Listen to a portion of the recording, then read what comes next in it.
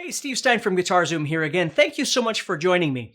Hopefully you watched the first video of this 3-video sequence on trying to optimize your blues soloing a little bit. And what we talked about in the first video, and I would strongly recommend that you go back and watch that one, I was talking about preparation for the solo that you're going to be playing, right? When you're improvising over something, understanding what key you're in, what's the tempo that you're at, what's the groove, the subdivision of the beat, that sort of thing. So you really can go in knowing what you can and can't do. And then what we did was we looked at different rhythms, different subdivisions of groove, I should say, and understanding how to create phrases out of that. So now we're going to move a little bit into the next category, which is understanding some of the human elements, which I talk about all the time, and you've probably heard me talk about them, but they're really important, which are things like vibrato, sliding, hammer-ons, pull-offs, bending, things like that. And I'm not going to overdo it in this video. I just want to show you how, by adding some of these subtle elements and doing them with confidence, again, not worried about how fast I can play, but really trying to use them at the right time. So if I was looking at, for instance, this first position of G minor pentatonic, which is what we were in the last video. Okay. The first thing is vibrato, okay? Vibrato, and again, we'll go more into all of this stuff in the guitar course, Blues Solos Made Easy, but let's just kind of look at this. So when I'm doing vibrato, what I want to think about is, as I'm listening to my backing track, should I make that vibrato a little more relaxed, or should I make it a bit more aggressive? And of course, it might change throughout the solo depending on, if the music gets a little more energetic, or, I want to bring that energy up in my solo. But if I'm listening to this, let's start at the beginning here. And again, remember, I'll give you this backing track so you can use it in your own playing and you can study the things that we're talking about here.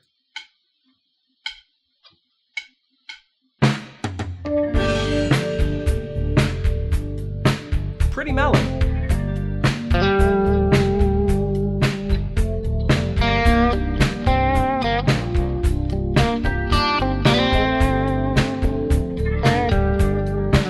So, what I'm very aware of is just relaxing.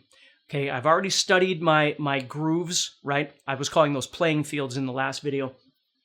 So I know I've got bump, bump, bump, bump, and da, da, da, da, da, da, da, and decca, decca, decca. Those are the three kind of areas of tempo or speed that I'm going to be dealing with this particular backing track.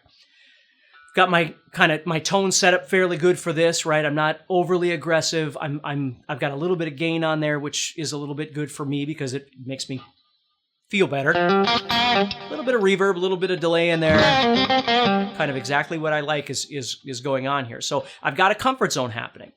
Okay, now what I'm going in is trying to think about using some of those human elements to make my solo not so much sound like I'm playing a piano up and down, but I'm really trying to sing.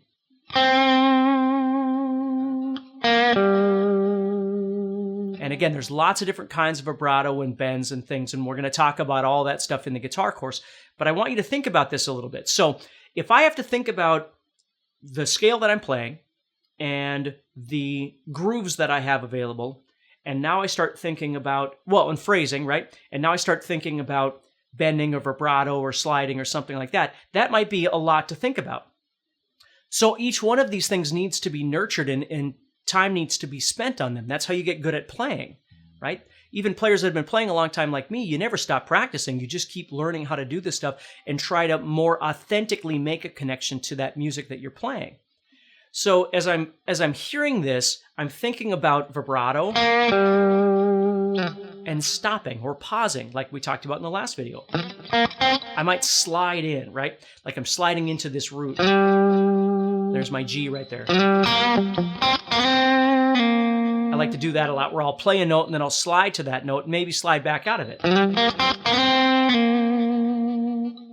Could use some hammer-ons or pull-offs. There's a slide, a little vibrato, right? Or a bend. Now again, I haven't left G minor pentatonic here. I'm just doing straight G minor pentatonic. But when I start thinking about relaxing a little bit, letting my playing breathe, I'm not in a hurry, okay? I'm trying to dial in the sound that fits this best, yet fits me best, right? And I'm trying to make a connection to that music, which means slow my brain down, okay? Just play along and enjoy the ride here, okay? So I'm going to play a little bit here, and I'm going to add some of those techniques, but I'm not trying to do too much. I want to keep it a little bit slow so you can hear all this, okay? So here we go.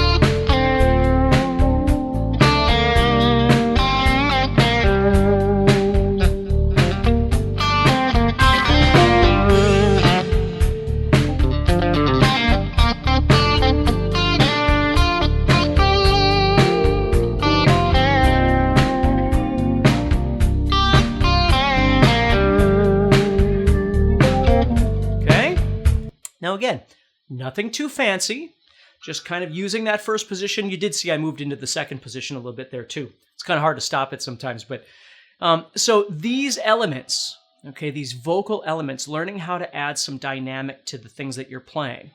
So when you're in here, instead of just playing up and down, which there's nothing wrong with, but learning how to add just a little bend like that, or a little subtle vibrato. Now, if I have way too much distortion or way too much delay or way too much reverb or something like that, this is all going to get lost in the mix.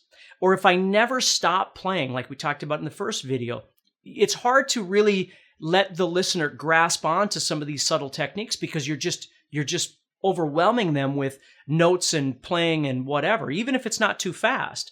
It just gets to be too much.